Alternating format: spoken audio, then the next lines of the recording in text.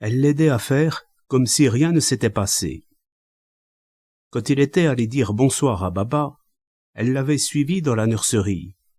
S'était tenue contre lui, le touchant légèrement pendant la série de grimaces. Il y en avait un important répertoire, accru chaque semaine, que l'enfant connaissait par cœur et réclamait dans l'ordre, sensible aux moindres nuances. « Porte-moi, maintenant !» Sur les épaules d'abord, puis sur la tête. Aujourd'hui, Alice ne lui disait pas, bien qu'il fût plus tard que d'habitude, « Prends garde de ne pas trop l'exciter, elle devrait déjà dormir. » En rentrant, il avait remarqué qu'on avait changé l'ampoule brûlée dans le lustre du vestibule, et il en avait été touché. C'était un lustre ancien, lourd et tarabiscoté. Il faisait partie de l'héritage Consuelo. Et, depuis 2 mois au moins, une des ampoules, grillée, y laissait une ombre déplaisante. Chaque soir, en rentrant, il fronçait les sourcils, ou grognait, ou poussait un profond soupir, selon son humeur. Camille le casserait, et je ne peux pas obliger la cuisinière à monter sur une échelle. Quant à moi, tu sais que j'ai le vertige. L'ampoule était remplacée pourtant, bien que leur échelle fût démantibulée. Il y avait un bon petit dîner, et ils évitaient l'un comme l'autre toute allusion à des sujets déplaisants. Avant de se mettre à table, il était allé jeter un coup d'œil dans la chambre, avait noté que les 4 oreillers se trouvaient sur le grand lit. « Tu n'es pas trop fatigué ? On a fait du bon travail, on ne tourne pas demain. N'oublie pas que tu as matiné. Mais je n'aurai pas à me lever pour aller au studio. » La salle à manger ressemblait à une sacristie. Il lui arrivait de se demander ce qu'ils faisaient là tous les deux. Pourquoi cette maison, ces meubles, ce décor, qui ne correspondaient ni à leur goût ni à leur vie? Puis il se disait qu'il en serait de même ailleurs. Il se réjouissait, ce soir, de voir Alice souriante, et que tout soit apaisé, de sa voix naturelle, ce que Baba avait fait pendant la journée. « Tu rentres tout de suite après le théâtre ?» Elle se reprit aussitôt. « Pardon. » Il l'embrassa au front, tendrement, avant de partir. Et, en attendant l'ascenseur, il avait vraiment l'impression qu'il laissait derrière lui une part importante de lui-même. Il s'était souvent demandé s'il l'aimait. Il n'était pas sûr de croire à l'amour. Ce soir, en pensant à elle, qu'il avait laissée dans le petit salon, près des roses rouges que l'éclairage magnifiait, il se sentait troublé, avait hâte d'être de retour. Il fut de bonne humeur avec Maria elle-même, qui, par esprit de contradiction, se montra grognon. « Vous avez des nouvelles de cette pauvre Madame Cadeau ? » « La mère ou la fille ? » ?»« La femme de Monsieur Cadeau, tiens. Ne faites pas l'imbécile. Comment va-t-elle ? » ?»« Elle ne va plus du tout, ma pauvre Maria. Elle est morte. » »« Vous dites ça presque gaiement. Je me suis laissé raconter jadis qu'une personne meurt à chaque seconde ou à chaque minute. J'ai oublié. Figure-toi qu'on doive porter le deuil, ou seulement avoir une pensée triste pour chacune. Pense qu'au même moment, il y a des milliers, des millions de gens occupés à faire l'amour. Ça ne prouve pas pour l'humanité. C'est plus gai que de mourir, et ça permet à cette humanité de ne pas disparaître. Monsieur Cadeau doit être effondré. À plat, ma pauvre Maria, en bouillie, sous son parapluie, qu'il tient tristement comme un cierge. Ne me passe pas la bouteille. Vous dites ? Je dis, ne me passe pas la bouteille. Pas de cognac ce soir.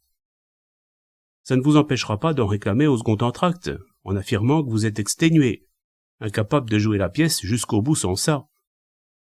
Mauvaise langue. C'est exact qu'après le second acte, il hésita. « Maria !»« Oui, monsieur Maugin. »« Non. »« Vous la voulez ou vous ne la voulez pas ?»« Je ne la veux pas. Fais entrer les touristes. » C'est le nom qu'il leur donnait quand il était de bonne humeur. Il lui arrivait alors de leur adresser un petit discours, comme un guide expliquant un monument historique. Vous voyez ce miroir, qui n'a l'air de rien, sur lequel des générations de mouches ont fait prosaïquement caca. Il a reflété autrefois le visage du grand Mounet Sully. Ce rideau de cretonne, disons qu'il est pisseux, a passé sa jeunesse dans la loge de Réjeanne. Et ce qui dépasse, en dessous, car c'est là derrière que je me déshabille, ce sont mes pantoufles. Les gens trouvaient ça drôle. Quant à Maria, c'est elle-même une curiosité presque nationale, car, avant de finir au théâtre, de mal finir, elle a été la cuisinière de Paul Painlevé, celui qui était si distrait. Il s'amusait en scène à mettre ses camarades dans l'embarras, changeant les répliques, grommelant à mi-voix des réflexions saugrenues. Il affola son partenaire pendant 5 bonnes minutes, au cours d'une scène difficile, en lui répétant sans cesse, tout bas, « Ta braguette !» L'autre, les mains chargées d'une pile de livres, ne pouvait pas vérifier sa toilette, qui était d'ailleurs correcte, et ne savait comment se tenir, n'osant se montrer au public que de profil. C'était justement celui qui obtenait un éclat de rire au 3e acte, et, au fond, cela constituait un peu de vengeance. L'agneau lui téléphona, alors qu'il se rhabillait. « Tu fais quelque chose, Émile ?»« Non. Viens nous retrouver au Maxims. Je suis avec une bande de Hollywood. »« Tant mieux, parce que, moi, je vais me coucher. » Il ne trouva pas de taxi au bout de l'impasse, descendit la rue à pied et eut un coup d'œil méchant pour le café de la veille. Il ne pleuvait plus. Le pavé restait mouillé, luisant, comme verni. Ce n'est qu'en arrivant à la Trinité qu'il put héler une voiture. « Où dois-je vous conduire, monsieur Maugin ?»« Chez moi. »« C'est toujours avenue Georges V ?» Il était tenté de faire un crochet par la rue de Presbourg, car il avait envie de savoir exactement ce qui s'était passé la veille. Il commençait déjà à penser qu'il n'était pas si malheureux que ça, sur son tabouret, le dos au mur, dans le coin du bar. Cela remuait, cela vivait. Ce qui l'écrasait, chez lui, dans n'importe quel chez lui, c'était le silence, l'immobilité de l'air, un certain calme irrémédiable, comme si le temps était suspendu à jamais. Il éprouvait une sensation semblable en regardant, du dehors, d'autres intérieurs. Et ce n'était pas nouveau. Il avait toujours ressenti ce malaise. Quand, du trottoir, par exemple, il apercevait une famille autour de la table qui éclairait les visages comme sur un tableau de Rembrandt, c'était un peu, pour lui, comme si ces scènes-là étaient fixées une fois pour toutes. Comme si les personnages, le père, la mère, les enfants, la bonne debout, étaient figés jusqu'à la consommation des siècles. Les murs, les portes fermées, lui donnaient un sentiment d'insécurité, d'angoisse. Il savait que ce n'était pas ça qu'Yvonne avait voulu dire avec sa maison au volet vert. Mais, pour lui, c'était ça. Il avait peur des albums de famille, avec leurs pages de parents morts. Les pages de vivants qui, une fois entrés là-dedans, n'étaient déjà plus que des demi-vivants. Celui-ci, c'était ton oncle Marcel. Mais le bébé, vers la fin, couché sur sa peau de chèvre, était un oncle en puissance aussi, et finirait un jour sur une des premières pages. Au coin des Champs-Élysées, il frappa à la vitre, entra au Fouquet's, où il dut s'arrêter à presque toutes les tables pour serrer les mains qui se tendaient, et où cela sentait la fourrure mouillée. « Un petit vin rouge, monsieur Émile ?» Le barman n'en servait qu'à lui. Il resta là 10 minutes, debout, à regarder les gens, à penser au Presbourg, à hésiter à boire un second verre. Il ne le fit pas, franchit en soupirant la voûte de sa maison, et regarda d'un œil féroce les colonnes de marbre du vestibule, l'escalier solennel qui avait l'air d'attendre un cortège. Le premier étage était occupé par des bureaux, une compagnie de cinéma qui se maintenait depuis des années à l'extrême bord de la faillite, et au second, Il y avait un couple d'Américains. Ils avaient 3 voitures et 2 chauffeurs. Au 3e, un comte. Au 4e, enfin, les locataires changeaient à peu près à chaque terme. « Tu n'es pas couché ? J'ai pensé que tu serais content que je t'attende. » Et si je n'étais pas rentré ? J'aurais continué à lire. Sans qu'il lui demande rien, elle était allée lui verser un verre de vin. Et cela faisait drôle de voir le gros rouge dans du cristal taillé. Le vin n'avait pas le même goût. Il aurait aimé lui dire des mots tendres, pour la remercier, pour qu'elle sente qu'il n'était pas une brute, pour effacer tout à fait le souvenir de la nuit. Mais il ne savait même pas où se mettre. Il allait et venait, cherchant sa place, sentant qu'elle comprenait qu'il n'était pas chez lui, qu'il ne l'avait jamais été, qu'il ne formait pas un vrai ménage. « Que dirais-tu demain, de déjeuner en ville tous les deux ? » « J'en serais heureuse. Mais n'as-tu pas un rendez-vous ? » ?»« À 11h, avec Veille. Je n'ai pas envie de déjeuner avec lui. » Lourd de sommeil, il se retenait de bâiller, le sang à la tête, les paupières picotantes. « Tu veux que nous nous couchions ? » ?»« Ma foi. » Est-ce qu'elle aurait aimé faire l'amour ? C'était évidemment plus gentil. Cela aurait ressemblé davantage à une réconciliation. En se déshabillant, il se demandait s'il en aurait le courage, regrettait d'avoir pris la femme de chambre, le matin. Alice savait-elle qu'il avait baisé Camille ce jour-là, alors qu'elle était encore dans la nurserie ? Est-ce qu'elle comprendrait pourquoi ? Il la rejoignit au lit, hésita, s'approcha d'elle d'une façon qu'elle connaissait. Les 2 lumières étaient allumées sur les tables de nuit. Le reste de la pièce était peuplé d'ombre, comme la salle de radiographie du professeur Biguet. « Tu n'es plus triste ?» souffla-t-il. « Je n'ai pas été triste. »« Pourquoi ?» ?»« Je savais bien. »« Qu'est-ce que tu savais ?»« Je te connais, Émile. Avoue que tu as sommeil. »« Oui. Que tu n'as pas envie de faire l'amour. » Car il avait commencé à la caresser sans conviction. « Je me le demande. »« Fais un gros dodo. »« Et toi ? » ?»« Moi aussi. »« Un dodo paisible ? » ?»« Oui. »« Heureuse ? » ?»« Oui. » Ce fut elle qui éteignit les 2 lumières, les enferma soudain dans le noir et l'immobilité. 2 fois, avant de s'endormir, il tendit la main pour s'assurer qu'il n'était pas seul. Toucha de la chair chaude. « Tu ne dors pas ?» chuchota-t-elle. « Presque. » Il avait un peu peur, parce qu'il se rappelait que, tout à l'heure, dans sa loge des Buttes-Chaumont, il avait involontairement joint les mains sur sa poitrine, alors qu'il somnolait. Or, c'est probablement dans cette chambre-ci, dans ce lit-ci, qu'il mourrait, ou qu'on l'installerait une fois mort. Le lit datait de plusieurs siècles, peut-être de Charles Quint, avec des armoiries sculptées sur les panneaux. Du temps de Consuelo, les colonnes et les rideaux y étaient encore.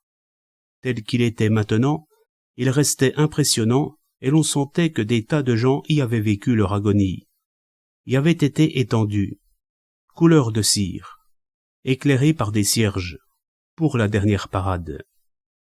« Tu dors ?» On aurait dit qu'elle devinait ses peurs infantiles et qu'elle s'arrangea pour le toucher comme elle l'avait fait tout à l'heure dans la nurserie, comme par mégarde. Il dut s'endormir le premier, et un assez long temps s'écoula avant qu'on l'accusât. Il ne niait d'ailleurs pas avoir tué. Le fait, en lui-même, n'avait pas d'importance à ses yeux, ni aux yeux de ceux qui le questionnaient. Cela se passait sur un autre plan, beaucoup plus élevé. Mais, ce qui l'angoissait, c'est qu'il n'avait pas l'air de comprendre ses explications. « Faites un effort, et vous verrez que c'est tout simple, » leur disait-il. « Vous pourriez essayer vous-même, et vous sauriez que c'est inéluctable. » J'avais levé la main comme ceci, le poing fermé, remarquez-le. C'est pendant qu'il se rapprochait du visage que mon poing s'est ouvert, de lui-même, et que les doigts ont commencé à s'écarter, jusqu'au moment où ils se sont posés sur la gorge. Ces gens-là n'avaient pas d'experts techniques, alors que pour le moindre film, on en engage une flopée. Cela l'indignait qu'il n'ait pas encore songé à créer ce poste. Au début, il était à peu près sûr que c'était Alice qui l'avait tué. Enfin, c'était indiqué. Puis, en reconnaissant Cadeau dans le prétoire, vêtu de noir, le parapluie suspendu à son bras, il avait compris qu'il s'agissait de Viviane. Cela changeait la question, évidemment, surtout qu'il ne connaissait pas la maison où habitait Viviane. Or, la maison, c'était l'essentiel de sa défense. Il ne comprenait pas ça non plus, restait de bois pendant qu'il s'efforçait de leur expliquer le rôle de la maison. Ainsi, moi, j'en ai eu une. Bon, voilà qu'il ne savait plus si c'était de l'avenue Georges V qu'il parlait ou de la cabane dans le Marais, où son lit, l'hiver, devenait une île entourée d'eau de tous côtés. Peut-être même était-ce l'appartement de la rue Chaptal où Yvonne était morte. Je n'y étais plus, vous comprenez? Celui qui y était, c'était l'autre, le successeur. Cela non plus n'atteignait pas leur entendement. Pour eux, l'autre et lui, c'était tout un. Plus exactement, ils semblaient considérer, dans leur logique particulière, que l'autre n'était qu'une sorte de doublure. Ils avaient dit le mot doublure comme s'ils appartenaient au monde du théâtre, dont ils continuaient à être responsables. Non, messieurs, je n'accepte pas la proposition. Et une voix lançait derrière lui, joyeusement. La proposition est rejetée. Au suivant. Seulement, le suivant, c'était encore lui. Il fallait, avec ces gens-là, s'y prendre d'une autre façon. Puisqu'il n'était pas sensible aux arguments de la raison, il essayerait de leur toucher le cœur. Cela devait être prévu, puisqu'on lui apportait tout naturellement une bouteille de vin rouge. Toute ma vie, messieurs, je me suis efforcé. Pourquoi le petit Jouve, qui venait de lui servir le vin, prenait-il un air honteux, comme gêné de voir Maugin s'enferrer? Et c'était vrai qu'il s'enferrait. S'efforcer à quoi? J'ai lutté. Lutter contre quoi? J'ai... Quoi? La question, échappée malencontreusement de ses lèvres, résonnait, amplifiée, comme un concert de Corneille. Et tout le monde répétait, le visage sévère, avec la voix croissante des oiseaux noirs. Quoi? Cela constituait, paraît-il, la condamnation. Il fallait le croire, puisqu'on s'écartait pour laisser avancer le bourreau. C'était le docteur Biguet, en blouse blanche de chirurgien, une calotte blanche sur la tête, son stéthoscope autour du cou. Il hochait la tête en marchant, et soupirait. « Je vous l'avais dit. Pardon, vous m'aviez promis 75 ans. Derrière, mon ami, derrière, pas devant. » Et, tout bas, ennuyé, « Jouez la scène proprement, mon vieux Maugin, mon grand Maugin. Ici, on a horreur des raccords. » Ses yeux étaient ouverts. Il était sûr de n'avoir pas crié. Il n'avait même pas haleté, puisque Alice ne s'était pas réveillée. Il sentait dans son lit comme une menace sournoise, enveloppante, et, doucement, sans bruit, il glissa une jambe, puis l'autre, hors des draps. Elle soupira au moment où il soulageait le sommier de son poids, mais parce qu'elle n'avait pas dormi beaucoup la nuit précédente, peut-être pas du tout, son sommeil était lourd. Il n'osait pas allumer, et pourtant la lumière l'aurait rassuré.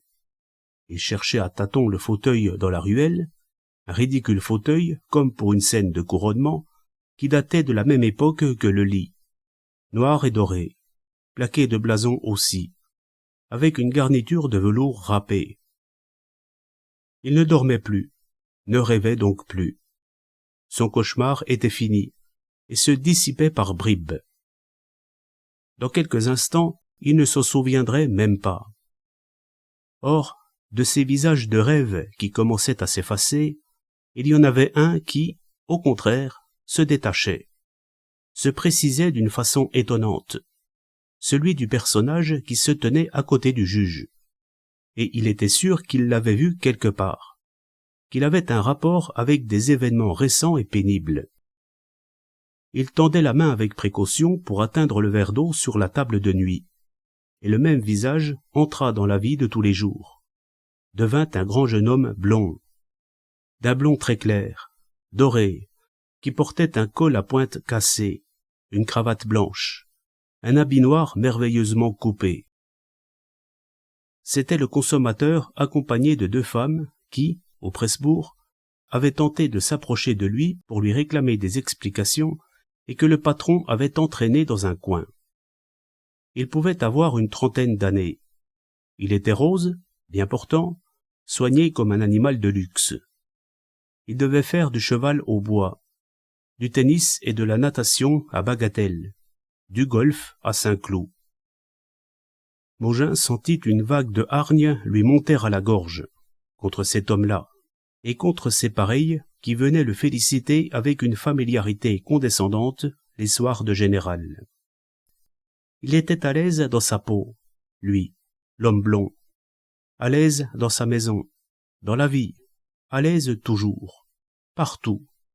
« Où es-tu, Émile ?» Dressée dans le lit, Alice cherchait le commutateur, regardait avec étonnement Mogin assis, la moue méchante, dans son fauteuil sorti d'une toile de Vélasquez. « Qu'est-ce qu'il y a ?»« J'avais chaud, je me suis levé un moment. » Il but un verre d'eau, lentement. « Tu n'es pas malade? Tu ne veux pas que j'appelle le docteur? »« Je suis très bien. » C'était passé. « Tu sais, petite, je ne suis pas si méchant que j'en ai l'air. »« Qui a jamais dit que tu étais méchant? »« Moi. »« T'es fou, Émile. T'es le meilleur des hommes. »« Non, mais je ne suis pas non plus le plus mauvais. Un jour, si j'ai le temps, je t'expliquerai. » Les mots « si j'ai le temps » ne la frappèrent pas. Elle crut qu'il faisait allusion à ses journées trop remplies. « Tu veux un somnifère? »« Je n'en ai pas besoin. Je vais dormir. » Il dormit, en effet, jusqu'au matin. Quand il n'allait pas au studio, on ne l'éveillait pas à 7 heures. Il avait le temps, de son lit, d'entendre s'orchestrer les bruits amortis de la maison. Il ne sonna pas Camille pour lui apporter son petit déjeuner, mais il alla, en robe de chambre, les cheveux collés au front, dans la nurserie où madame Lampargent venait d'arriver. Pour amuser sa femme, il fit une grimace dans le dos de la nurse, puis se rendit dans la cuisine, où la cuisinière détestait qu'il se serve lui-même son café, parce qu'il en répandait partout. Il ne pleuvait plus. Le sol n'était plus mouillé. Les trottoirs, les maisons, le ciel étaient d'un gris dur qui rappelait la Toussaint. Rien n'y manquait, même pas le vent dans les cheminées. C'était rare qu'il eût le loisir de flâner, et il retardait le moment de son bain pour rester le plus possible en robe de chambre et en pantoufles. La plupart de ses films comportaient une scène en robe de chambre, que les metteurs en scène y introduisaient parce qu'on les savait irrésistibles. Une des malles en osier, des 32 malles d'osier, dans la chambre de derrière, contenait toutes les robes de chambre qu'il avait portées à la scène et à l'écran. Celle d'aujourd'hui était en soie épaisse, maintenue par une lourde cordelière.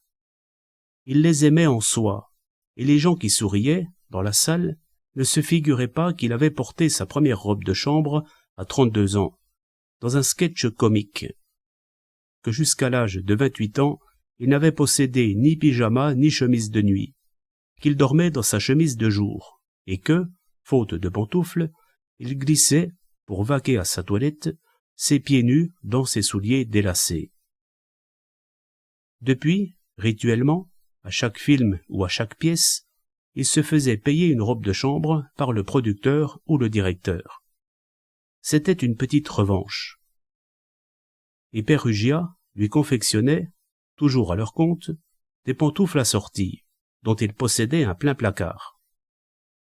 De quoi l'appartement aurait-il l'air, le lendemain? Oui, enfin, le lendemain du jour ou de la nuit où... Il valait mieux ne pas penser le mot. Est-ce qu'il y aurait beaucoup de désordre? Alice se réfugierait sans doute dans la petite pièce, à côté de la nurserie, où elle avait dormi la veille. Madame n'est pas visible, répondrait Camille en prenant son rôle au sérieux. Les journalistes entreraient quand même, et les photographes. Cette vieille garce de Juliette Cadeau se faufilerait au premier rang, et ce serait le moment ou jamais, pour elle, de faire payer les chaises. Et Cadeau, peut-être encore en deuil de sa femme? Il toucha du bois. Maria, son habilleuse, trouverait tout de suite le chemin de la cuisine, où elle se servirait une tasse de café en se laissant tomber sur une chaise à cause de ses pauvres jambes.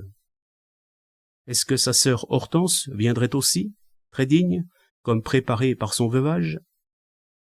Il y avait des mois, des années, qu'il ne l'avait pas vue, et c'était aujourd'hui un temps comme pour elle. Il ne savait pas pourquoi, d'ailleurs, mais les rares fois qu'il était allé la voir à Villeneuve-Saint-Georges, ça avait été comme on se rend au cimetière. Il hésita. Il lui était arrivé de penser à elle dans les derniers jours. Et, l'avant-veille, il en avait parlé à Biguet. C'était, en effet, celle de ses sœurs que Nicou avait tripotée et qui lui avait rapporté 5 sous.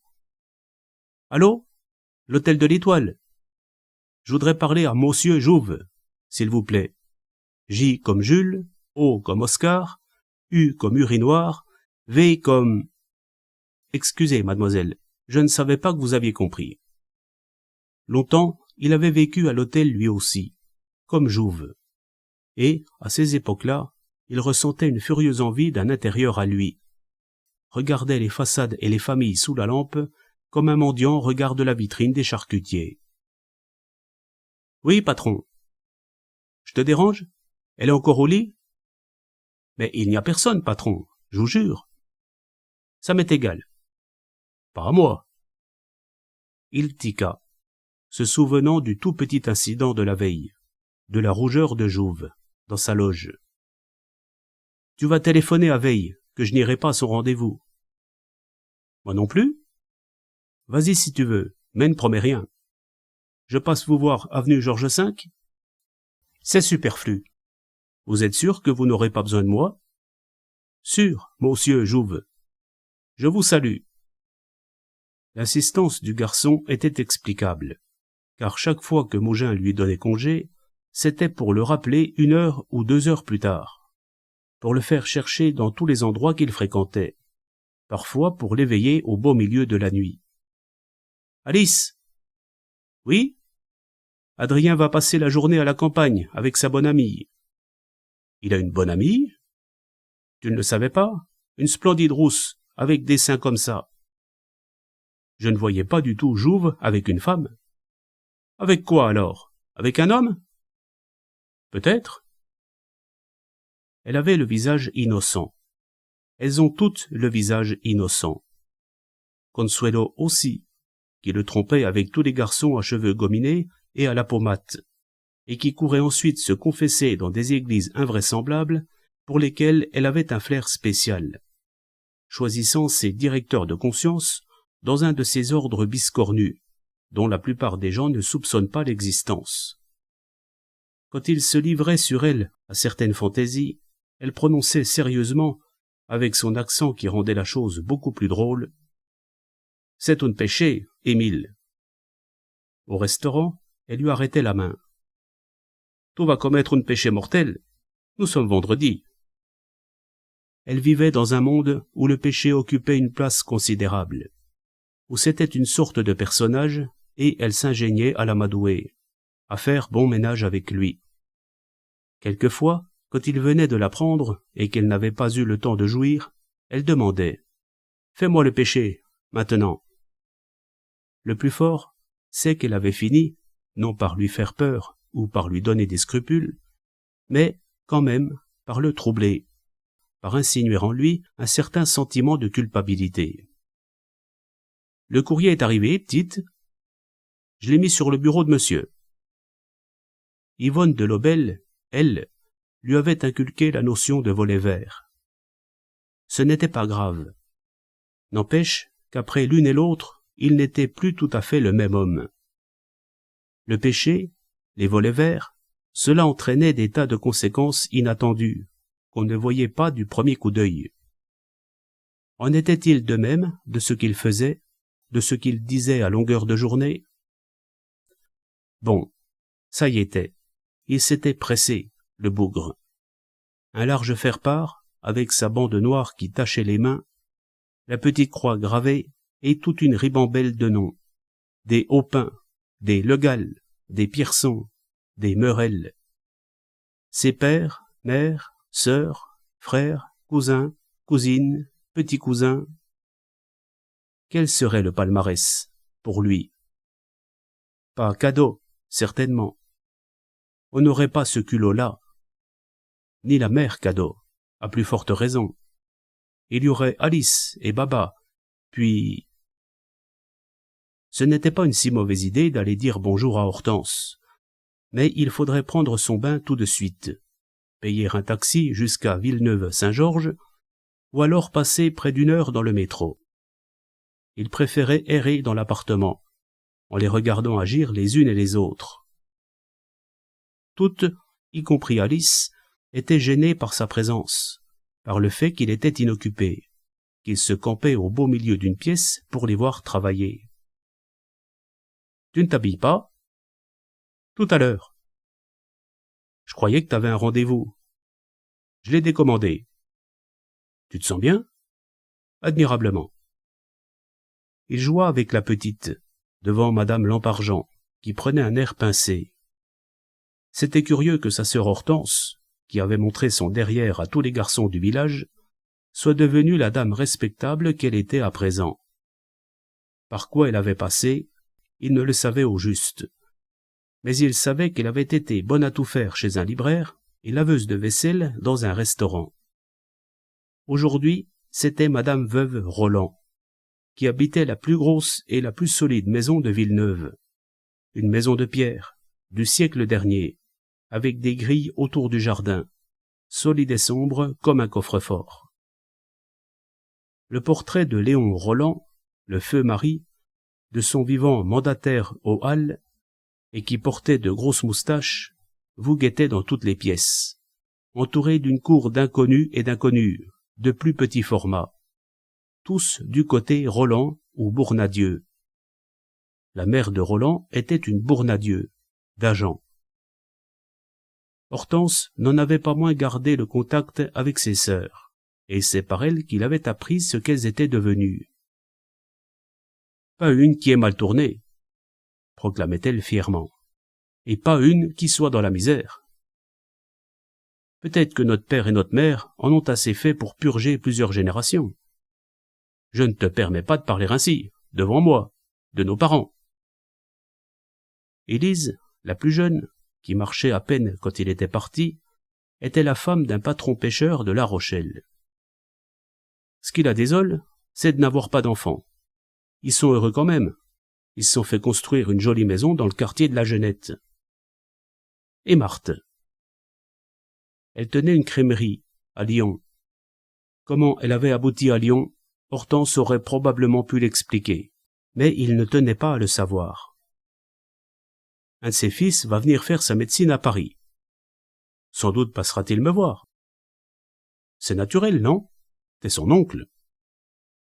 Ce mot l'ahurissait, lui faisait presque peur, lui donnait un peu la même sensation d'enlisement, de glu que son lit la nuit dernière. Quant à Jeanne... Car il y en avait encore une, mariée à un colon, au Maroc, et il n'était pas trop sûr qu'elle ne fût pas arrivée là-bas par le chemin des maisons de tolérance. Tu vois que tu n'as pas à rougir de la famille. Tout le monde ne peut pas être acteur. Il n'irait pas voir Hortense ce matin. C'était décidé. Il n'avait envie de rien, que de grogner tout à son aise, et il alla grogner un peu dans la cuisine avant d'en être chassé par le grand nettoyage du samedi.